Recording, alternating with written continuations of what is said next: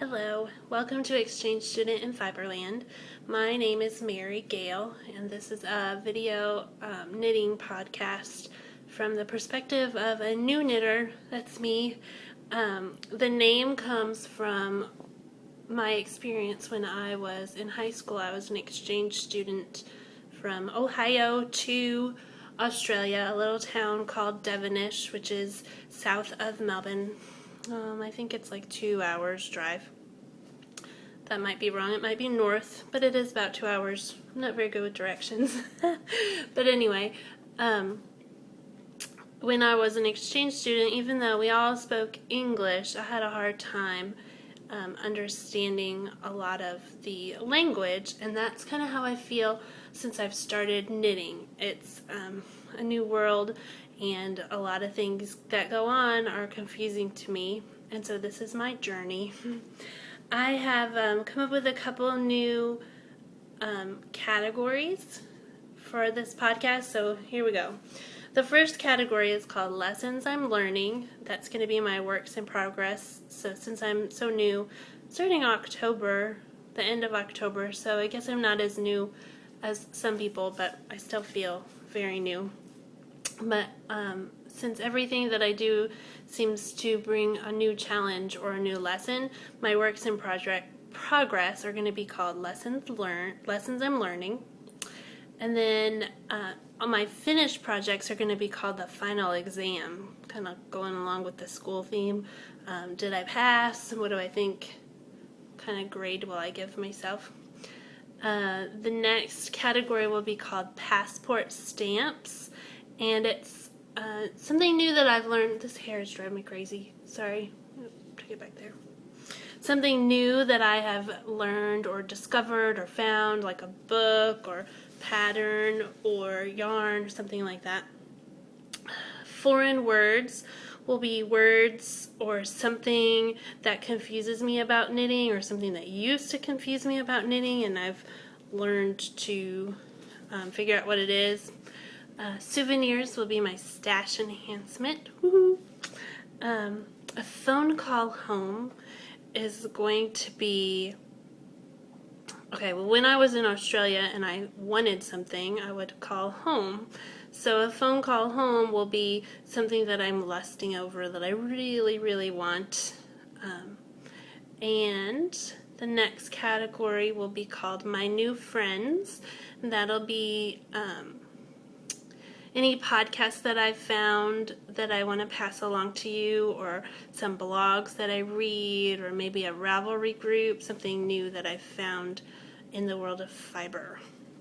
And then my final category will be journal entries. When I was in Australia, everything was new and exciting, and I wrote in my journal every day. I don't do that anymore. But anyway, my journal entries will be etc. Anything else I want to talk about that's not necessarily knitting related. So I won't always talk about all of the categories, because I won't have stash enhancement or new friends, or I won't always talk about every category, but those are the categories I came up with, so I thought they were kind of fun. You'll notice that I've moved locations today. I usually am over in my knitting corner, and yes, I have a corner, not a room, but when we moved into the house I didn't need anything, so I guess I should be happy I have my corner. But anyway, I usually sit in my knitting chair and bring the table towards me, and I didn't feel like being boxed in. You can't box me. Nobody puts baby in a corner. Nobody puts Mary in a corner. Anyway, this is where I'm at the dining room table today, so I'm sorry the background's a little crowded. This is the wall that Kira uses to decorate for the seasons. We had Valentine's Day, Valentine's cards up there for the longest time, and now we've moved on to bees to bring on the flowers for spring. We have flowers, paper flowers all over our table. We have a glass top table, and she's cut out little flowers and eggs for Easter. It's really cute. But anyway, back to what we're here for. Let me get my notes. I am working on the big Boss Man socks for my husband Josh. I've been working on these for quite a while. It's a pattern by Rebecca Mercier, and it's made in Zitron Trekking Hand Art, which is 75% wool. I feel like I need my notes up here. 75% wool, 25% nylon, and I'm making them on size 1 needle, which is 2.25 millimeter. I am doing them 2 at a time, which I normally do my socks 2 at a time, toe up. But the difference today, or this project, is I'm doing them from the same skein, one from the inside, one from the outside, which I've never done before. And I started this project for the Ravelry group Anonymous, Sock Knitters Anonymous.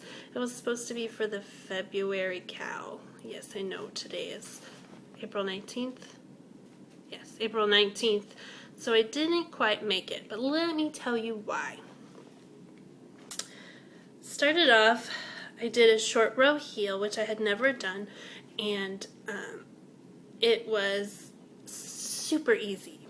I followed a tutorial by Leet from knitfreedom.com, and it went very smoothly, very easily. Here's my short row heel. I think I showed this already, but there it is. And then I discovered that when I was going back and forth on my short rows, I made a big ugly tangle in my yarn.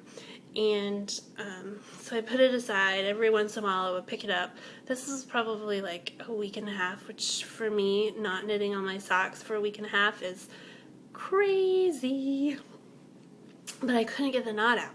So finally I went on Plurk and I was like, look, I can't get my knot out of my socks. Is it horrible if I just cut it?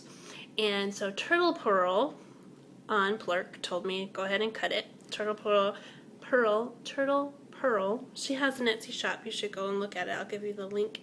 And she told me just go ahead and cut it because it's not worth the mess. But here's my beautiful knot. And since it's 75% wool, it's rubbed together and it's all it's got little knots and what is that? Pills. It's pilled. It's a mess. And so this was my before, and I think I took a picture. So if I can, I'll insert it here. And then Jeanette93 told me this trick with the Ziploc bag, and you cut a hole on each side so that it doesn't get tangled. And since I've done that, it works perfectly. And I also had D-Fly 7636, which is Vicky from Dragonfly Soars podcast. She also told me if you don't have the Ziploc bag, to make sure that the center pole, see, this is how I would never be able to do this because I can't even remember the directions without writing them down. But make sure that the center pole is on the bottom so that it doesn't keep wrapping around itself. So if you don't have the Ziploc, then just make sure the center pole one is on bottom, which I thought was amazing. So thank you for those hints, tips. I love Plurk, by the way. And I love Ravelry, too. Anyway, back to so once I got through with that little knot debacle, I went to the second heel. The directions in the pattern say to do a double wrap with the wrap and turn. So you wrap and turn, which you'll have to look at the video because I can't explain how to do it. And then when you go to pick up your wraps, you do another wrap and turn. And so this is what it came out to be. Now for some unknown reason, when I was doing the second heel, I got confused and I'm like, what does that mean, a double wrap and turn? I know I did it before, but now I don't know why. Even though it was super easy, I just followed the directions. Second time, I decided not to follow the directions. In the tutorial, she only does one, so why do I have to do two? So I'm going to choose to say I did it on purpose so I could compare the heels, but in all honesty, I just messed up. And I do like the first heel better with the double wrap and turn. The second one's a little looser, and I'm hoping that Josh doesn't care. Well, it doesn't matter if he cares or not, because that's what he's getting. All of my projects are work in progress, right? I'm learning. I told him yesterday that his heels were different sizes. I said, your heels are a little different from each other. Is that okay? He goes, well, I'm pretty sure my heels are shaped the same. I'm like, well, too bad. So that is the Big Boss Man size for Josh. The second project that I'm working on is called the Chinese Waves dishcloth, and it is for my friend Juliana. It's a surprise, but she doesn't know I have a video podcast. She doesn't care anything about knitting, so it won't matter. But anyway, here it is. It's long. It is by Maggie's Rags, and it's made in Lily's Sugar and Cream, 100% cotton, on 4mm needle, or size 6 needle. And it reminds me of the Eye of Partridge heel. I don't know why it's different, because it doesn't say anything about Eye of Partridge, so maybe there's something different. But you knit a row, and then you knit one, slip one, knit one, slip one all the way to the end. And then you knit another row, and then you knit two, slip one, knit one, slip one, knit one, slip one, knit one, slip one. So you get this beautiful Chinese Waves dishcloth. It's super easy, but it's not so boring that I get bored and want to scream. One thing that I did figure out is if I'm going to set it down, I finish the row, but I try to end on a patterned row.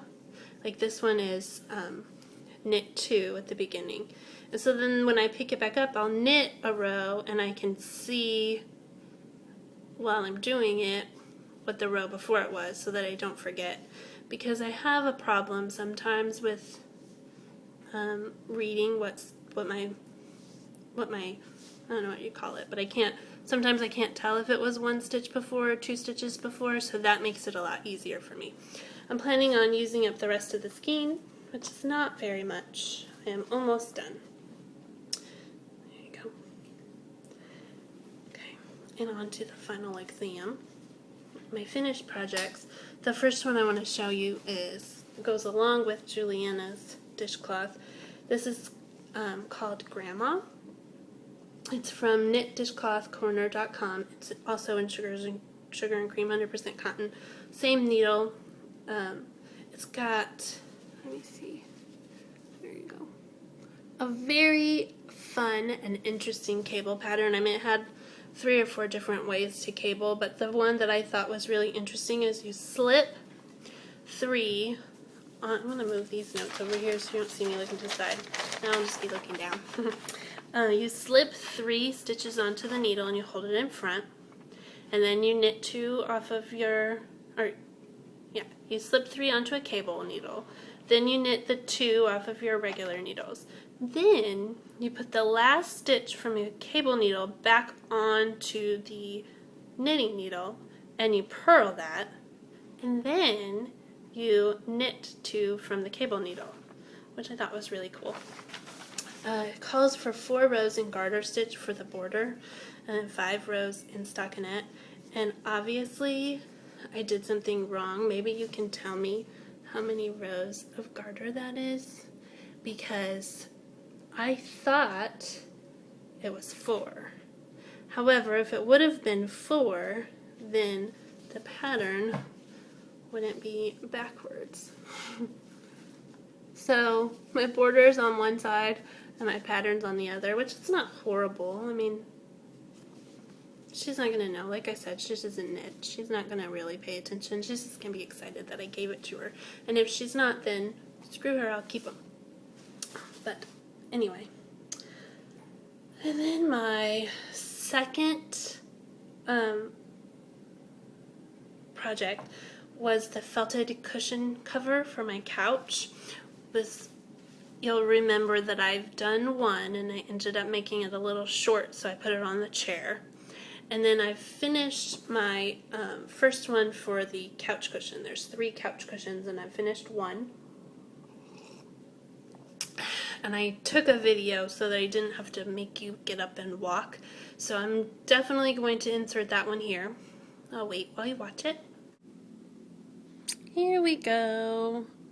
I have it on the cushion. I tried to pick the one that was the ugliest, but it was a toss-up. And there it is. It looks perfect. Okay. That was done on size 10 needles. I don't remember how many millimeters that is, but I changed it a little bit from the first pattern. The first time that I made it, well, first pattern, I didn't really have a pattern, but from the first time that I made it, I cast on 150. And once I felted it, it stayed really wide, but it shrank. So I didn't need it to be 150, so I cast on 136. And the first one, for some reason, when I didn't think ahead, I put cables everywhere. So for the second one, I just put the cables in the middle. So if you want the pattern, here it is. I knit 28, and that was the first section. And then the next section was purl 2, knit 10, purl 4. Then the next section was purl 4, knit 10, purl 4, knit 10, purl 2.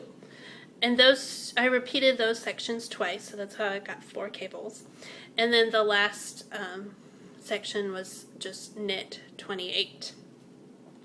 And then every 11th row, I cabled the 10 knit stitches.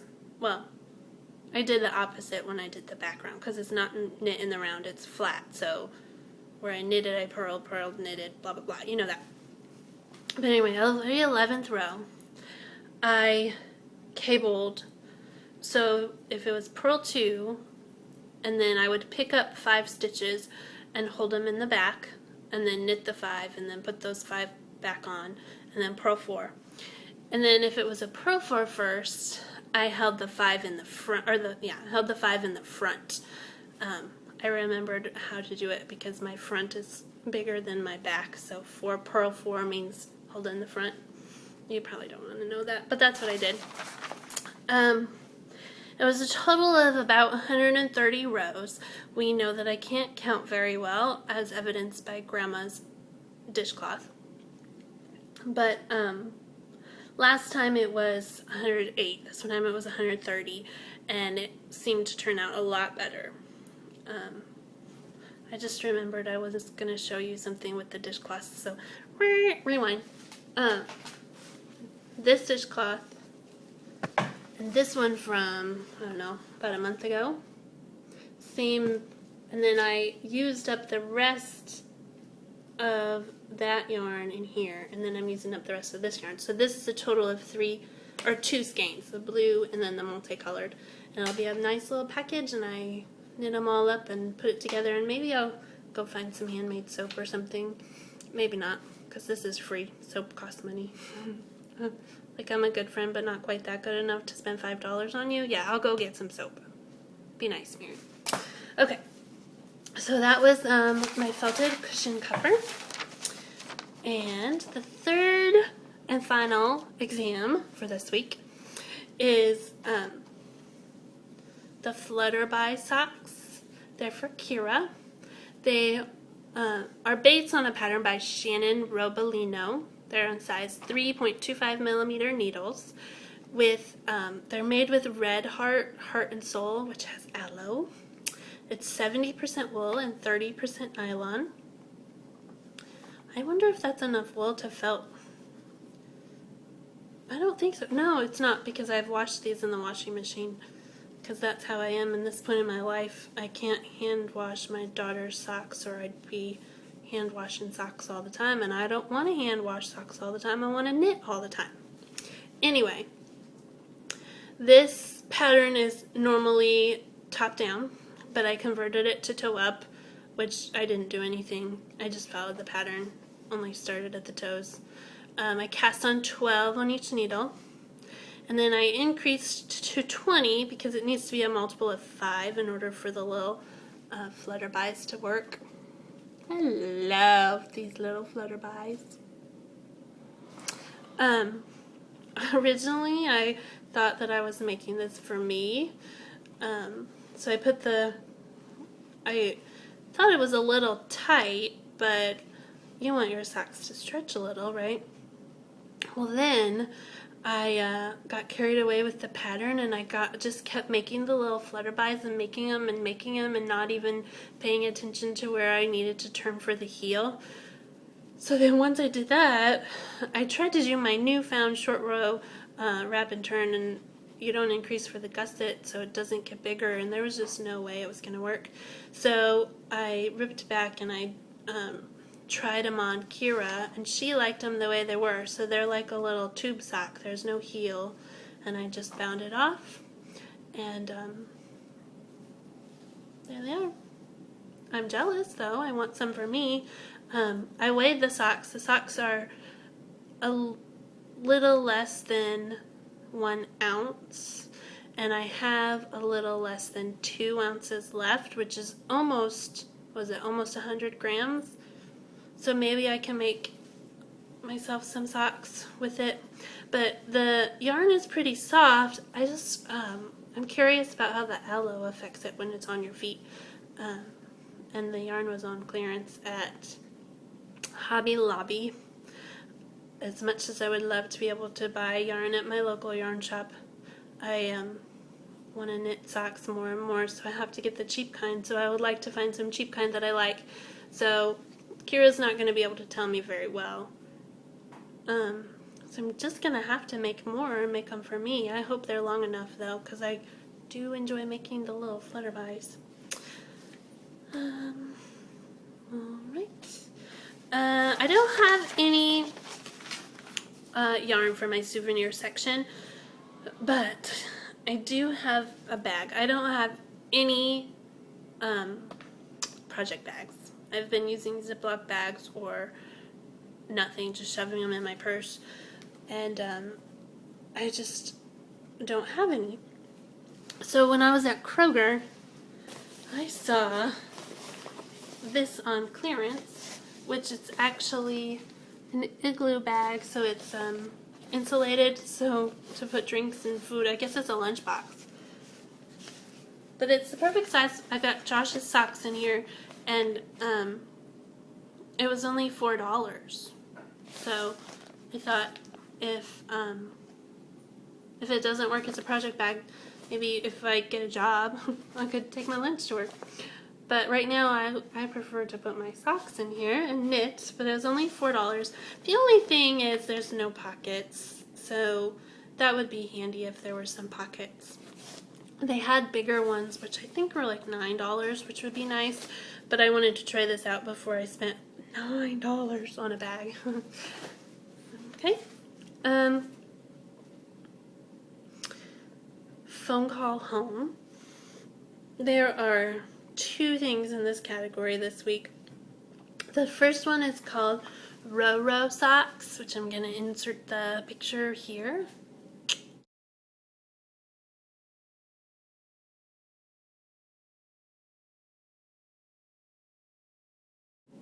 They're by Rachel Maurer, and you can find them on Ravelry.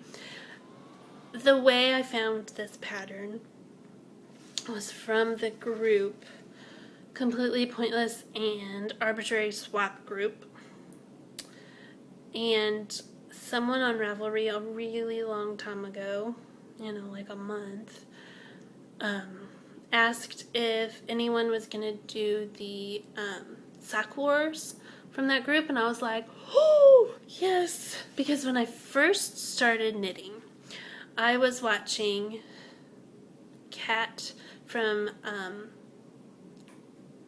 Let's Knit Together, and she was talking about sock wars, and I thought that was so cool. What you do is there's a list of patterns, and you choose a pattern that you want to make, and you choose a pattern that you want made for you. And then once you get assigned your partner and once the start date is, which was April 1st, you try to finish your sock for your target before whoever's making your sock gets it to you. So I was super duper excited, and I picked out my sock, and I picked out the sock that I would make, and I was ready to get my knit on. I was like, I'm gonna win, I'm gonna have so much fun. And I read the rules before I signed up, and one of the rules was be a member in good standing of the completely pointless and arbitrary swap group. And so I figured, I'm a member, I just signed up, I must not be in bad standing. But it turns out it meant that you had to have already been in another swap. So I got my target, and I got all excited, and I started to look for some yarn, but I didn't actually purchase any. And then I got a message from the moderator saying that I wasn't eligible. And the most disappointing part about it is I loved this pattern, and it is a lot of ribbing, and I'm not bad at ribbing, but it takes me a really long time, and so I was looking forward to having someone else make them for me. So I've decided that this is God's way, the sock God's way, of telling me I just need to sit down and practice continental style, because if I could get the continental style down a little bit better, I think I would probably enjoy ribbing better. So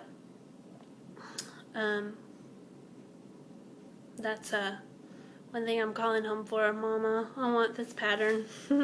So if I get the pattern, I promise I will I'll practice my continental style knitting. But the pattern's only $5, so I'm sure I'll be able to get that soon. And then, speaking of socks, the Unique Sheep has a sock club coming up. I think it starts in August, but I don't know when the cutoff date is. And it's called the Alice in Wonderland Sock Club, and I think it's the third one. So most of you probably already know all about this, but I didn't. It's 3 shipments, and you get a sock. Not a sock. You get enough yarn to make a sock. Then you get a new pattern and some other goodies. I don't know what exactly. And they're all inspired by Alice in Wonderland, which I thought was so cool. I've never been in a sock club. I would love to be able to get those packages in the mail. The 2 designers that are designing for the sock club are Lowbug Designs, and she has some beautiful socks, and Janine Lacrasse, I don't know. She also has some beautiful designs. They got lots of lace and cables, and they look really fun.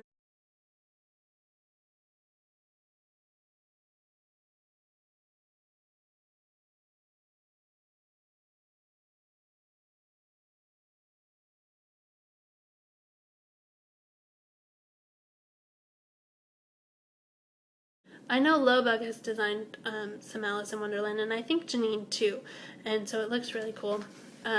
You should definitely go to that website and take a look. If you want to join the sock club, it's $105. You get a shipment. It's for 6 months, but you get a shipment every other month, so that's for 3 packages. If you want to do pay-as-you-go, it's $40 a shipment, but you're committed to the whole thing, so it'll be $120 if you do it like in a low monthly installments. So,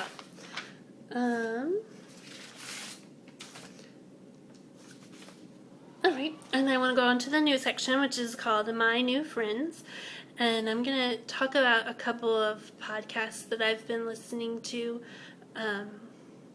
Since the weather is nicer, I tend to drop the kids off. We walk to school.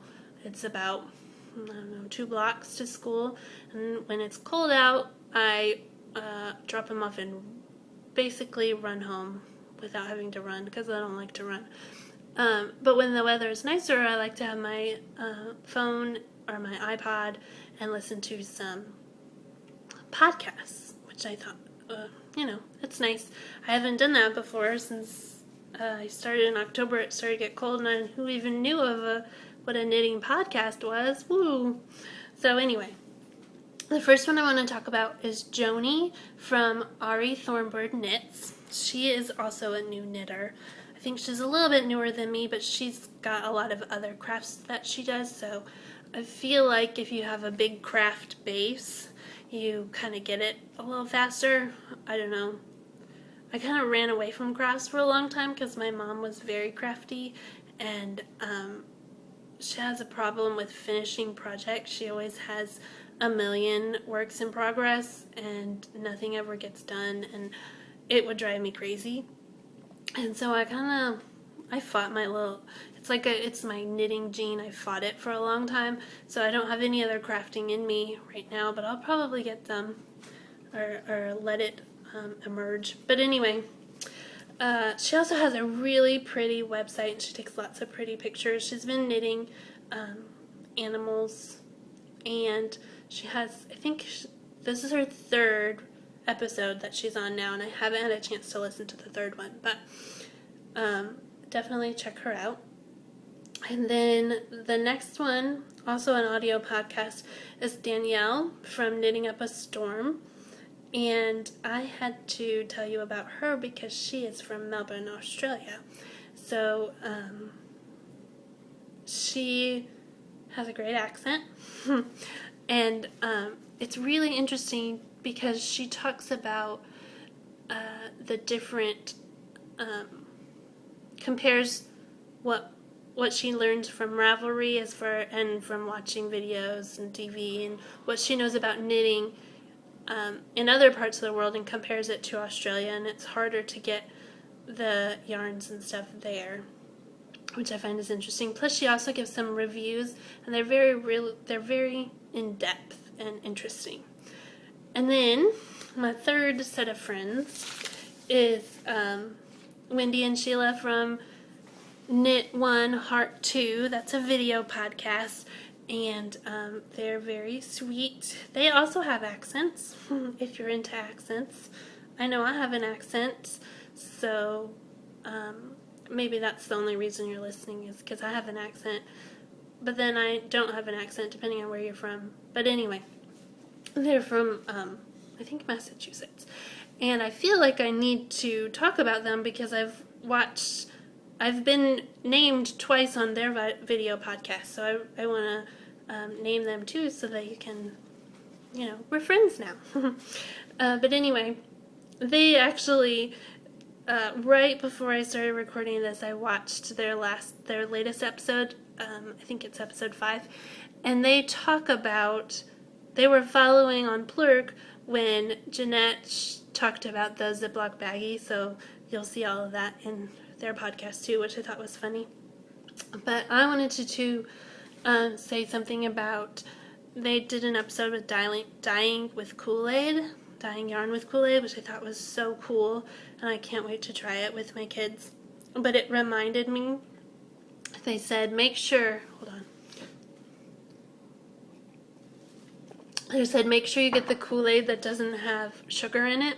And it reminded me of when I was in high school, dyeing your hair with Kool-Aid was the coolest thing to get different colors. But I didn't, my hair has a little bit of reddish tint in it, but I wanted to have a little bit more. My goal was Julia Roberts red. And so I got some Kool-Aid, and I didn't know that you didn't get the kind with sugar in it. So I dyed my hair with Kool-Aid that had a red Kool-Aid, and it turned out a beautiful auburn, but it was sticky and it never dried. So don't get the kind with sugar when you dye your yarn, because it'll be sticky and it won't ever dry, but it'll taste yummy. So the last thing I want to talk about today is in the journal entry section.